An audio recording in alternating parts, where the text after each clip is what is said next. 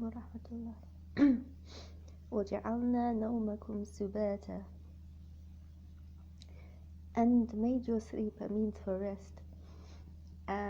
It's interesting, this verse, because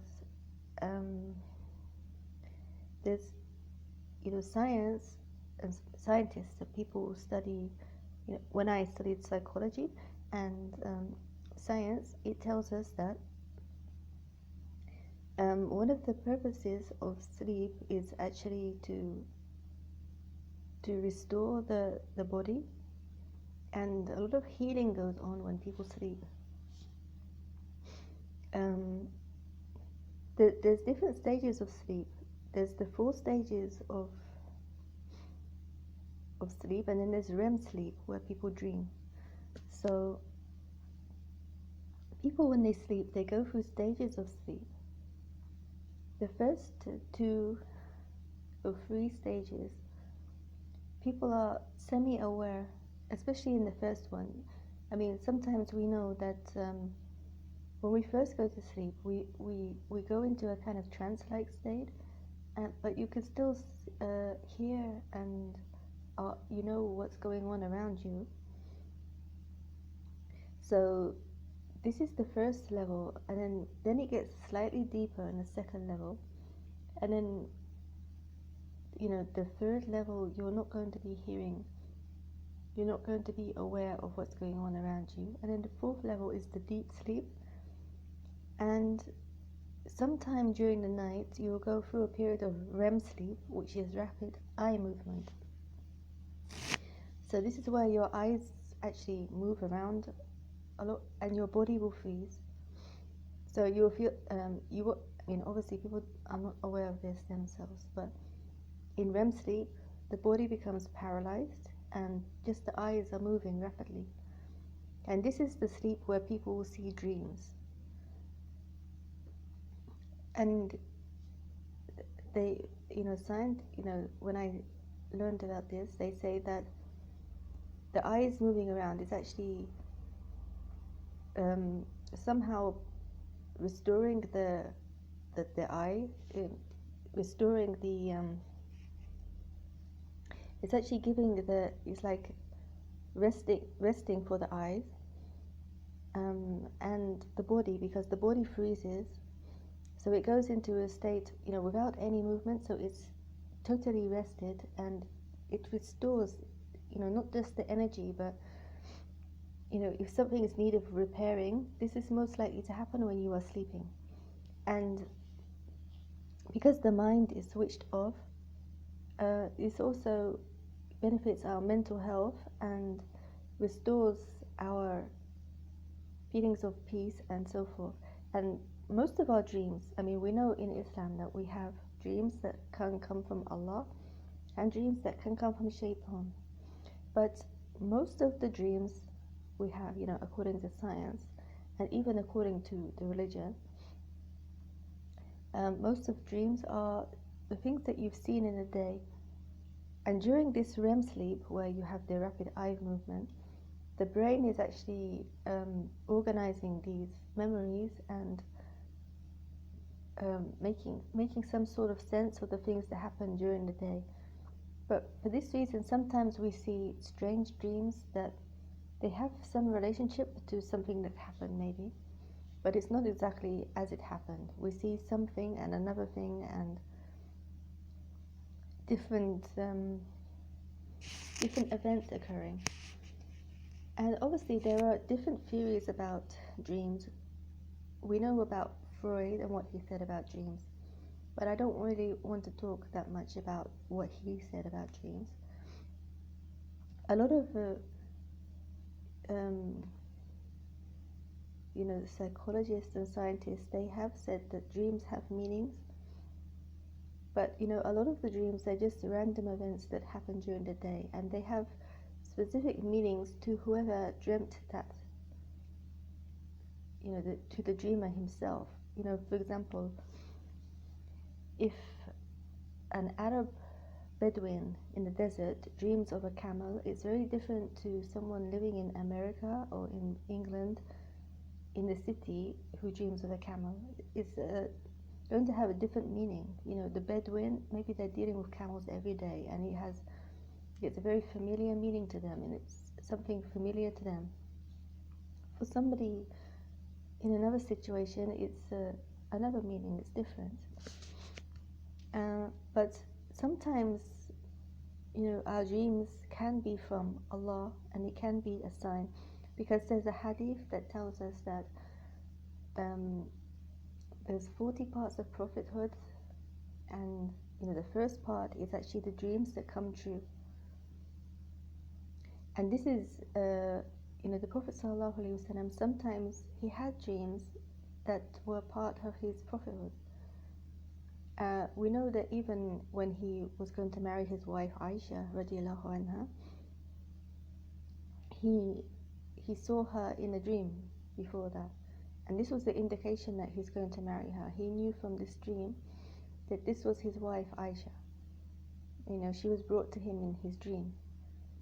And many people, they have dreams, they say they come true. And this is actually, from the hadith, tells us that this is the part of prophethood, it's a part of, it's something from Allah, and that can happen to normal Muslims sometimes. So we might see a dream from Allah, and you can know that this dream is from Allah because often it will be very, very clear, and you won't forget it normally. So if it's very, very clear and you remember it very vividly, because often we forget our dreams, or they become kind of they're not very clear, and we don't remember them exactly. We just remember some events, and they become kind of mixed up. But dreams that are really from Allah, normally people don't forget them, and they're clear, and obviously they have some sort of significance, and obviously if it's about something that's going to happen, you will see it happen as well. So this is the indication that a dream is from Allah. And the more truthful a person's dreams, the more accurate they are about reality and what really happens, relates to how honest a person is in their daily life. Because when a person is honest and truthful themselves, they're more likely to see truthful and real dreams as opposed to random dreams and so forth. And then the dreams of the devil, the shaitan, sometimes people might have nightmares, they might see scary things, they might see bad things. We're told not to talk about these dreams with people. I mean, I didn't see this from a hadith, but we're told that if you see the bad dream, you should not tell other people about it, just in case, just to prevent it not happening. And we just ignore these kind of bad dreams. And the Prophet ﷺ taught us that there's a special dua that you can find in the dua books, that if someone sees bad dreams, they can wake. They say this in the night before they sleep. But also, if you see the bad dream, we're told to spit. Obviously, when I say spit, it's very, very light. It doesn't mean make big spit and put it all over the bed, or not like this. Just very, very slight spitting on your left side, on your left shoulder, because this is from the devil, 3 times, and say A'udhu billahi minash shaitanir rajim, and then turn yourself on your other side. And this is supposed to give this is what you're supposed to do when you have bad dreams. And also things like reading the Quran and making dhikr before you go to sleep, and sleeping on a wudu. These are all things that help protect us from these bad dreams and from shaitan and so forth. As regards to, can people meet dead people, the people who passed away in their sleep? There are scholars who say that people do, that this is possible, because when we sleep, our soul travels. It's out of our body. It's it's in a state like death, but obviously for someone who's not going to die, the soul is going to return to the body. But when it's gone out of the body, it's still attached, but it can visit other people. So you might visit other people who are also sleeping or not. And this is why we sometimes meet people in our dreams. And it is possible to meet people who have passed away. And many times people have had dreams about people who have passed away, and sometimes these people tell them things about what's happening to them and so forth. And these dreams can be true. It's possible that people meet people who have passed away when they're sleeping, and it's possible that they tell them things. And many scholars have mentioned these kind of dreams, so that's a possibility. So anyway, the whole purpose of sleep and dreaming and so forth is all to repair and restore the body, because obviously when we are awake, we do many things, and obviously we get tired, and we have all these memories, and we have all these things that have to be organized. And most people, if you ask many people, they look forward to sleep at the end of the day because they know it's restoring for them. If someone did not sleep for one day, can you imagine, for example, you have to go to work the next day. If you did not sleep the day before, your body is not going to be in the best state to go to work the next day. Obviously,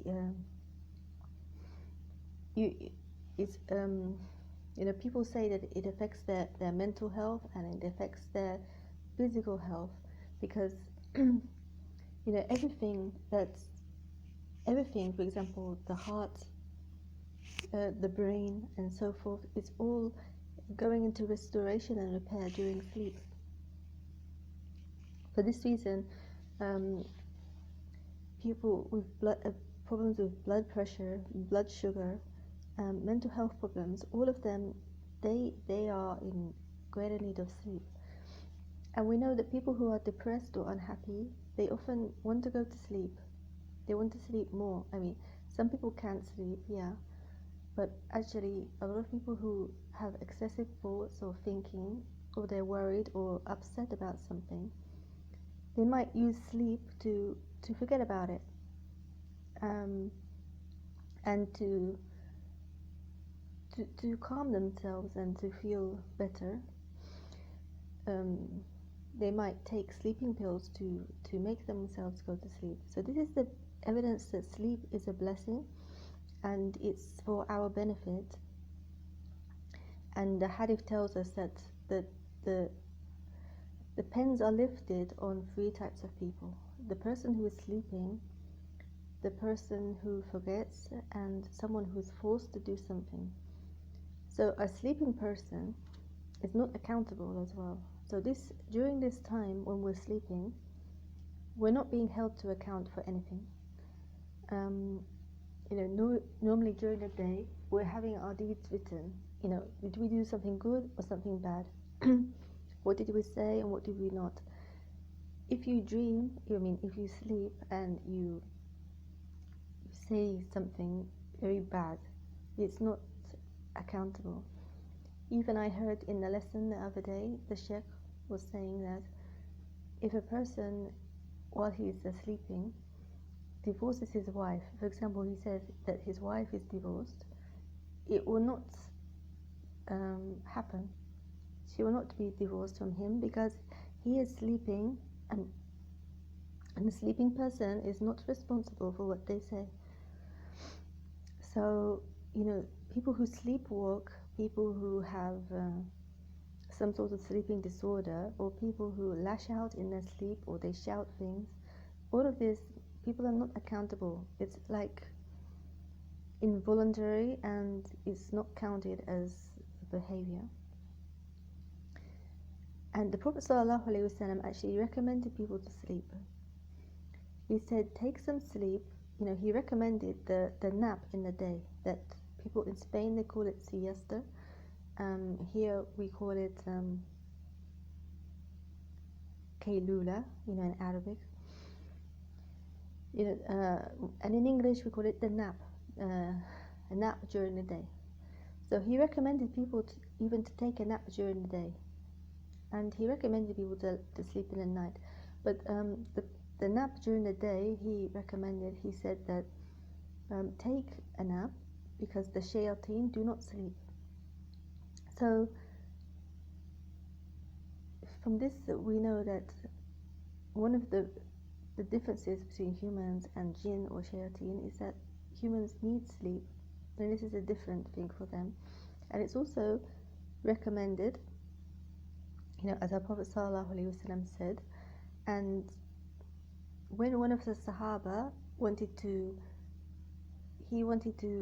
pray throughout the night, and he wanted to fast throughout the day, and his wife complained because he was not giving her time, the Prophet ﷺ advised him to sleep part of the night, to take sleep, and to give his wife rights as well. He said, your body has rights on you. So he told him to take sleep and to give his body rights and to give his wife rights as well.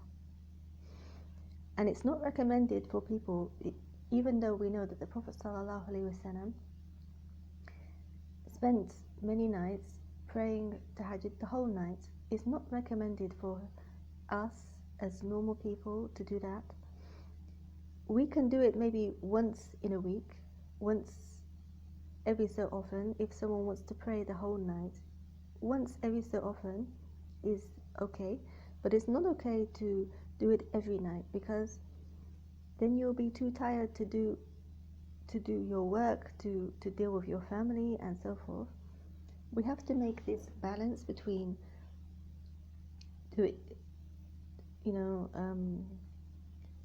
giving time to worship and giving time to family and work, which are also worship in other ways, because you're doing what Allah said, so it's also worship as well.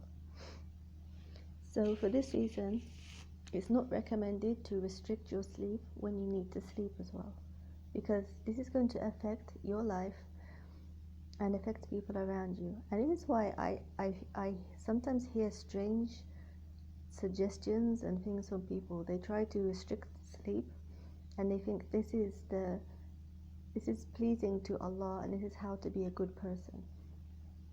Even one of my friends who lived with students in a Sharia school, or a dormitory for students studying Sharia, she told me that one of the women who worked there was telling the girls to only sleep 2 hours, because then she said if you sleep more than that, it's from your sins. And this is actually very wrong, because according to science, 2 hours is not enough sleep. We need at least, the very least, 4 or 5 hours. But most people, they can't function well unless they have 6, 7 or 8 hours. And so that depends on each person. Normally, most adults, they need around 6 to 8 hours sleep. But maybe sometimes you can get by on 4. But 2 hours sleep is not enough, and that affects your brain. And it will affect your working life. People should not be advising people to restrict their sleep in that way. Sometimes we need to organize our sleep more, so that we're not sleeping at times that we should be doing things. For example, some people, they have the bad habit of doing many things during the night, and then during the day they're sleeping. maybe for the whole day. This is also not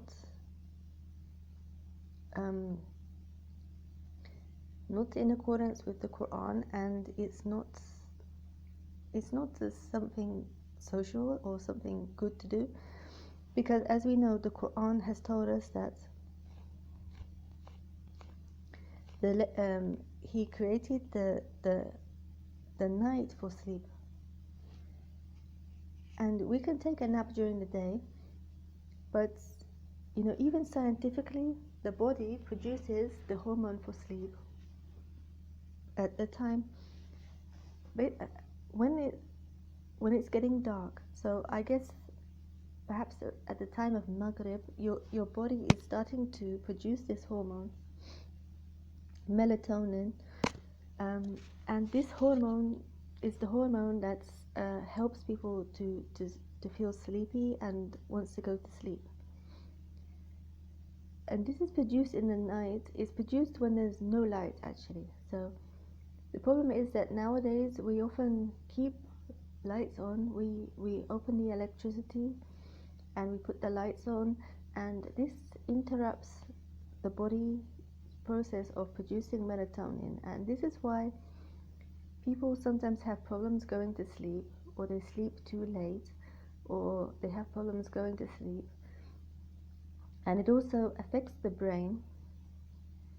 I mean, I read that people, for example, some people want to sleep with the light on, and this is very bad for the brain, and it's been linked to dementia and Alzheimer's when people get older, because they were sleeping with the light on when they were younger, and this damaged the brain. We have to look after our brain and ourselves, and if you want to have good sleep, you have to switch off the lights, because your body needs to produce this melatonin to go to sleep. And melatonin benefits the body in quite a few ways. And for example, balancing hormones, especially for women, and making us feel calmer, making us feel more at ease, less stressed, and so forth. So if we go to sleep earlier and we sleep during the night, we'll feel more rested, because we're going along with how Allah created the human body. A lot of the stress and problems we have is because we're trying to go against the natural rhythm of things. When we put on the lights and we use the night for working, we feel more stressed, and the sleep in the day is not like the sleep in the night. In fact, scientifically, they say that the early part of the night is the best time to get the benefit from sleep. So when you sleep, for example, at the early part of the night, for example, after the Isha, we can pray Isha, and then actually, according to the Sunnah, it's not recommended to do a lot of things after Isha. It's recommended to sleep early. It's disliked. It's said in the hadith that the Prophet ﷺ disliked talking after Isha, except, for example, someone talking to their wife, someone giving someone directions. For example, someone is traveling and they're lost, and they come and ask directions. You can tell them what's the way. But people having visiting people after this time, or having long conversations that they're not necessary to have with people, or just staying awake doing things that are not really necessary, it's not recommended to do that. It's recommended, for example, maybe talk to your family, talk to your wife, talk to your husband, talk to your children for some time, but then sleep early. And this gives, as Muslims, it's beneficial because we find it easier to wake for Tahajjud before the Fajr prayer if we did that. And we'll wake up feeling calmer, feeling more at ease, and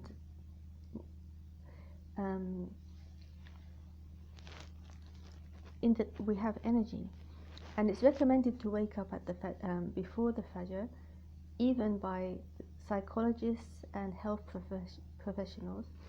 They say that this time before the tahajjud, I mean, before the fajr, the time of tahajjud, which is the last third of the night, if you wake up at that time, it's very beneficial for people with depression and anxiety and mental health problems. People will feel better at that time.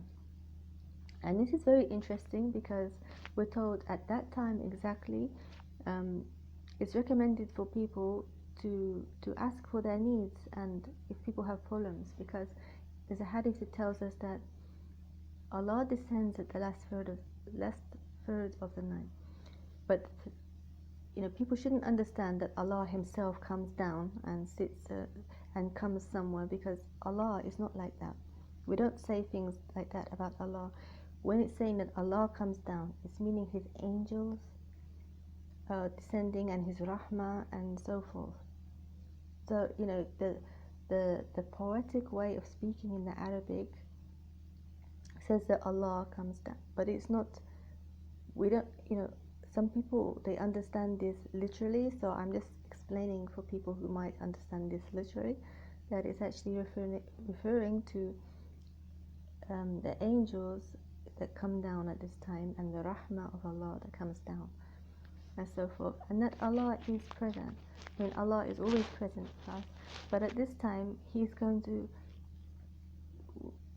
He's told us that at this time Allah is actually closer to His slaves, because this is the time that most people will be sleeping at that time. And it's interesting that Allah has said about this time that He asks, where are the people who were, and we should make dua at that time if we have a problem or something. And that's very interesting, because I think it's at that time that the people who do have problems and worries and so forth, often they are awake at that time. They are worrying and they can't sleep. So Allah has said at that time exactly, at the time that people can't sleep, and when they're worrying and when they don't find someone to ask or talk to, because nothing is available at that time in the night. Many places are closed, people are sleeping, they're not available, so people are by themselves worrying. So at that time Allah says He's there, and He reminds us that to ask Him. So there's that beneficial thing that we Muslims have. It's something special, that we have this special relationship with Allah at this time, and He promised us that He will answer us. And there's many benefits of praying before the Fajr. People, they say that the things that they ask for, or even sometimes they don't specifically ask for anything, but they say that their day goes well when they pray before the Fajr. And many times when people ask things before the Fajr prayer at the time of the Tahajjud, they say it happens during the day. So for people with problems, they need more money, they want to get married, they need to move their house, they want to pass their exams, this is the time to ask. And it's also a good time for students, for those of us who study, to study, memorize and learn things. And I know this from experience. I used to sometimes sleep very early, and then I would wake up at this time, before the Fajr and at the time of Fajr, and subhanAllah, I saw that this was the really best time for memorizing anything. I guess because it's so quiet and most people are sleeping, so you don't have disturbances. But there's something special, it's like there's blessings or something special at that time. I found it very easy to memorize things at that time, and then just go to the exam and you just feel refreshed and repaired and you remember everything well. There are specific times that are good for memorizing, and it's at before the Fajr and after the Fajr. These are really good times if people want to memorize Quran or Hadith or any subject. Try to learn it or memorize it at these times. I think because of the tranquility and so forth, it's very beneficial. And I guess after waking from sleep, maybe our minds are more alert as well. So there, according to the Sunnah, there is a certain organization for sleeping, and it's recommended to sleep early, as I mentioned, because scientifically they say that sleeping 1 hour in the early part of the night is like sleeping 2 hours in the last third of the night. So this way of sleeping is beneficial, and for this reason it's very confusing when I see some people, they do the opposite. They stay awake until it gets to the last third of the night, and it gets near to the Fajr time. Then they'll go to sleep. So they're not getting so much benefit from the sleep. And often you find people who do that, they have things like high blood pressure, and during the day they are tired and groggy and they don't feel good and so forth. Because also, according to these scientists and people who've done research, they say that if you sleep after the middle of the night, and the middle of the night, I mean, in the Western world, they say it's 12 o'clock. But according to Islam, you have to look from the beginning of the Maghrib time to the Fajr time and find where is the middle time between these two. Wherever the middle time is between these two, that's the middle of the night. So according to the scientists, they say sleeping after the middle of the night can affect us and increase our stress levels. So if we sleep late, we don't sleep early, or maybe we don't even sleep in the night, or we sleep after the first half of the night, this is going to make us feel more stressed. Cortisol levels, they say, don't lower after that time. It increases the levels of cortisol, because normally when we sleep, our levels of cortisol in the blood lower in the first part of the night, the first half of the night. But when we've left it to the second half of the night, they don't tend to lower, and blood pressure goes up, and we feel more stressed. So this is going to affect us.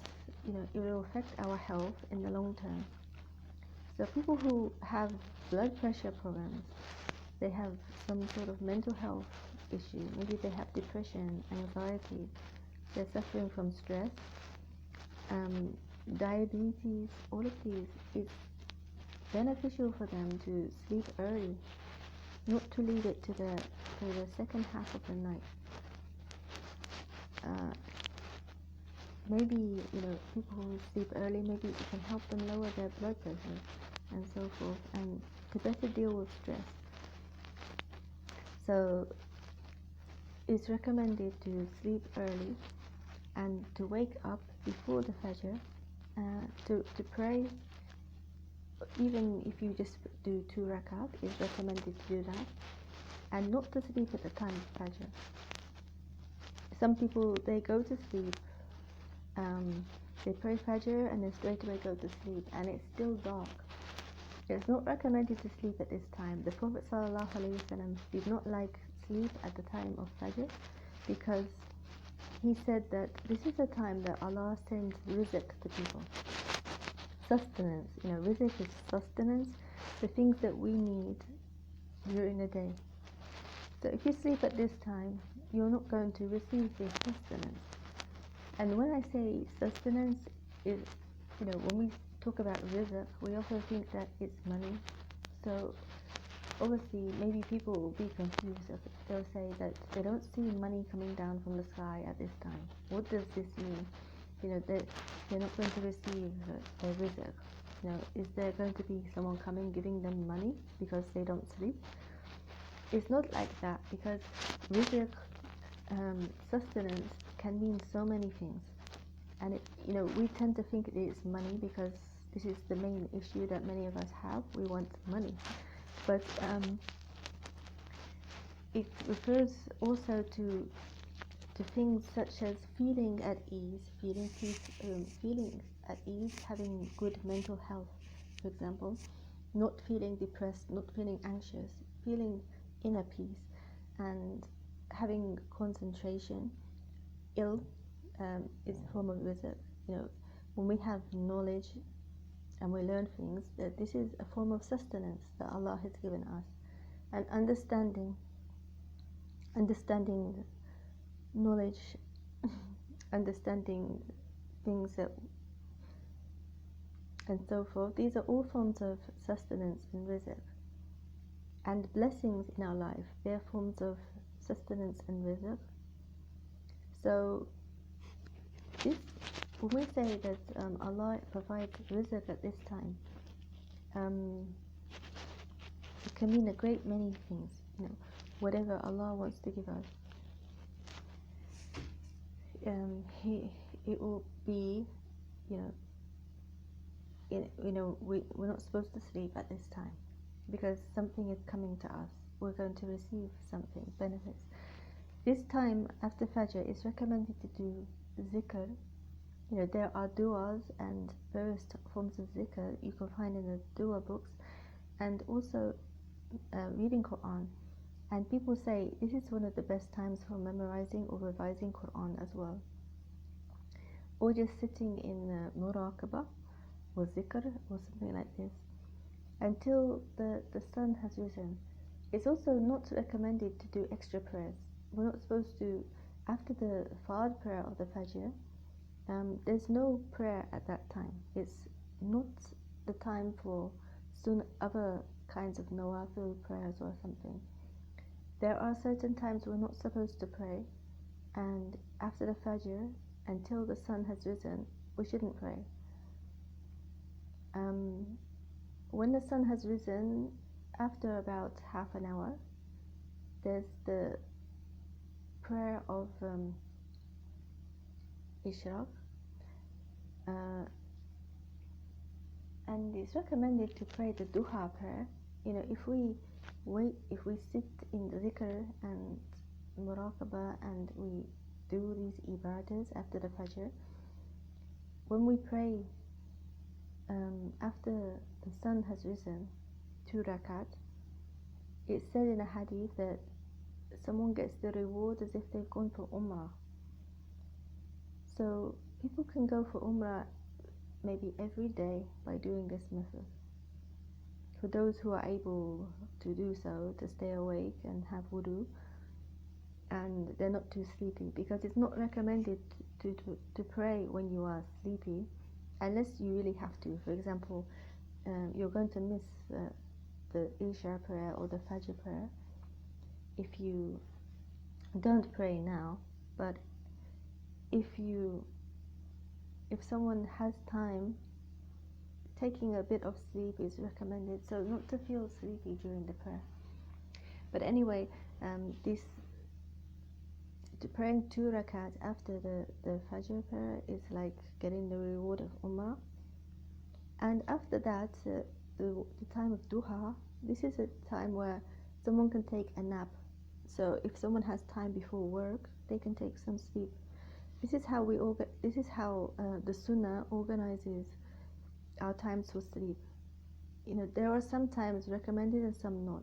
So the recommended times are the early part of the night, and it's recommended to wake at the later part, and then during the duha time, which is a time of between the Fajr and Duhur. And after Fajr, for example, Nisf Sa, and before Duhur, Nisf Sa, we shouldn't pray in these times. But at the time of duha, sometime we can take a nap, maybe half an hour, maybe 1 hour, or whatever, how much time we have, what's available to us. Even according to the health professionals, they say if you can't sleep exactly, just sit with your eyes closed for about 10 minutes. So if you're not able to actually take time to actually sleep during the day, Just close your eyes and sit for about 10 minutes in quiet, in silence, and just rest for about 10 minutes, even in your workplace, in your lunch break or something. And this actually helps you to be more productive. This is according to health professionals and so forth. So this is a way of keeping the sunnah and taking a nap during the day. So the duha time is the best time for that, but also after the duha prayer, that's also possible. It's also a good time. It's said to strengthen the intellect if you have some sleep at this time. The problem is that I don't know why, but I see quite a few people, they don't sleep at this time. They'll wait till after Asr and sleep. And this is the exact time where you're not supposed to sleep. There's a hadith that says that, it's not a hadith from the Prophet ﷺ, but Sayyidina Aisha radiallahu anha, she said about, she was, at the time of Asr, people are afraid that they'll lose their mind if they sleep at this time. It's not good for the intellect, it's not good for the mind. The sun is going down at that time, and somehow it's just not good for the body to sleep at that time.